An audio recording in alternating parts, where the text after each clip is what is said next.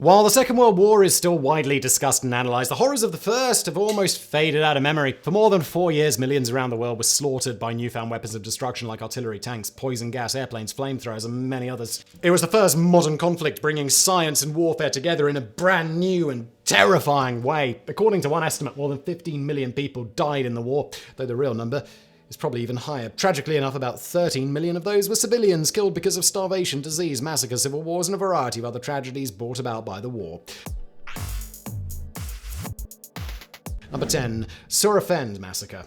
On December 10, 1918, a group of soldiers from the ANZAC, short for the Australian and New Zealand Mounted Divisions, surrounded the Surafend village in Palestine. After sending the women and children away, the unit proceeded to massacre the male population of the small village with guns, bayonets, and heavy sticks, killing anywhere between 40 to 100 people and burning down most of the village's buildings. This would come to be known as the Seraphen Massacre, carried out in retaliation for the murder of an ANZAC soldier by a local thief. It was one of the most shocking episodes of the war, even if the perpetrators have never been identified or charged.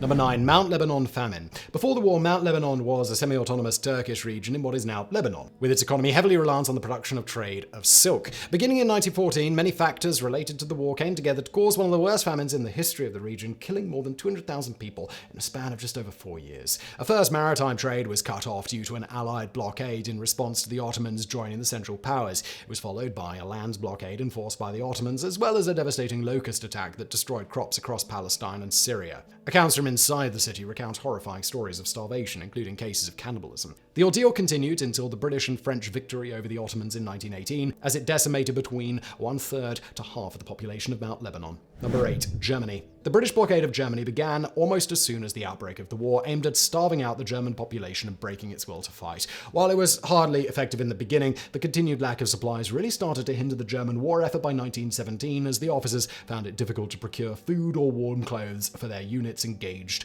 on the bitter front. For the civilians in German cities, the situation went from bad to catastrophic by the end of the war. It was compounded by factors other than the blockade, like a severe shortage of agricultural labor across Germany, resulting in its worst phase during the winter of 1916 to 1917. By the end of it, more than 770,000 people had starved to death, along with millions of others that had died due to malnutrition and other related reasons in the years to come. Number 7. Belgium. The German army crossed into Belgium in August 1914, beginning one of the most brutal occupations of the war that remains largely forgotten today. The atrocities began almost immediately, triggered by the stiff resistance posed by Belgian forces. Within the first 4 days of the invasion, around 850 civilians were shot or bayoneted to death around the Liege region alone. In Allied nations, the episode was referred to as the Rape of Belgium by the press, even if some of the published details were blown out of proportion for propaganda purposes. Regardless, the German army verifiably committed multiple massacres during the Belgian invasion, killing more than 100,000 people in a variety of ways. In one instance, 674 citizens from the city of Dinant were executed on August 23, 1914, for alleged partisan sniper attacks against German soldiers. Many of these techniques would be used on a much larger scale and to a far greater effect during the Second World War.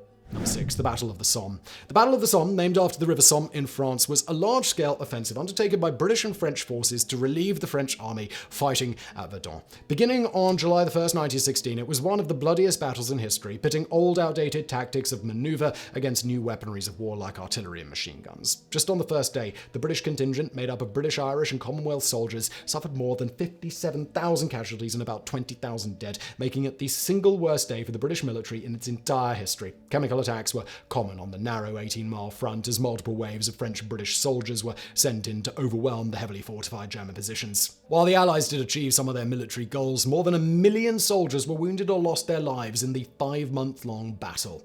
Number 5. Central Asian Revolts. Beginning in the summer of 1916, multiple Russian-controlled provinces in Central Asia rose up in revolt against the Russian Empire. The primary trigger was a decree by Tsar Nicholas II mandating all non-Russian males be conscripted into labor units on the Eastern Front, though tensions between Imperial Russia and its colonized populations began long before the war. The revolt started in Khojaint in modern-day Tajikistan, although it spread quickly to the provinces of Uzbekistan, Kazakhstan, Kyrgyzstan, Tajikistan, and other Central Asian territories under Russian rule. While the demonstrations were largely peaceful, barring a few incidents, it was still brutally crushed by Tsarist forces, killing, by one estimate, more than 270,000 Central Asians before the Bolshevik Revolution in 1917. Some modern politicians and country countries like Kazakhstan and Kyrgyzstan have even termed it a genocide, though the classification has been difficult to prove due to the fog of Soviet censorship after the revolution. Number 4. Anti-Jewish pogroms. While anti-Semitic violence took on horrifying proportions during the Second World War, it wasn't completely absent from the first one either. In fact, many historians agree that the wave of anti-Jewish persecution that swept across Eastern Europe after the war, especially in Ukraine and Poland, where more than 100,000 Jews were murdered in the pogroms of 1919, laid the ideological foundation for the massacres that occurred 20 years later. The most destructive of these campaigns were carried out by the Tsarist Russian army. The violence peaked during the Great Retreat phase of 1915, when the Russians deployed scorched earth policies against the local population during its retreat from Galicia and Poland. Cases of rape, robbery, and summary execution against Jews were common across the front, an ordeal that would continue long after the war was over. Unlike previous pogroms, most of the violence was carried out by Tsarist soldiers, often under explicit orders from the higher-ups. Number 3. Greek genocide. While the Armenian genocide is still widely remembered and analysed, it was only one of the many campaigns of ethnic cleansing carried out by the Ottomans in their bid to carve out an ethnically pure Turkish state. The first of these genocides, known as the Late Ottoman Genocide, was perpetrated against the Greeks living in Anatolia, or the Asian part of modern-day Turkey.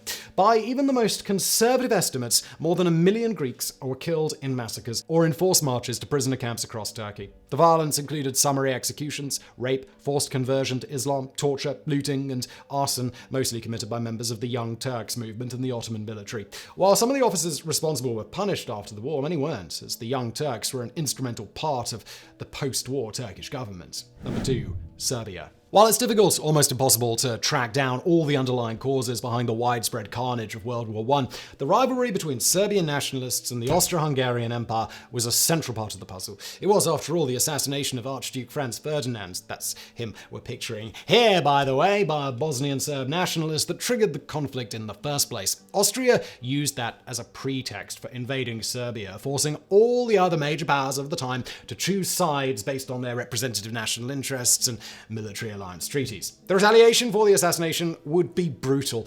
In the invasion that followed, Serbia lost a higher proportion of its population than any other country in the war. According to Serbian estimates, more than 1.2 million Serbs were killed during the 3 years of occupation, about 800,000 of them civilians. Many more were deported, tortured, raped, or forced into labor by the Habsburg forces, as the entire Serbian population was treated as potential enemies and traitors who were to be eliminated. Number 1. The Spanish flu.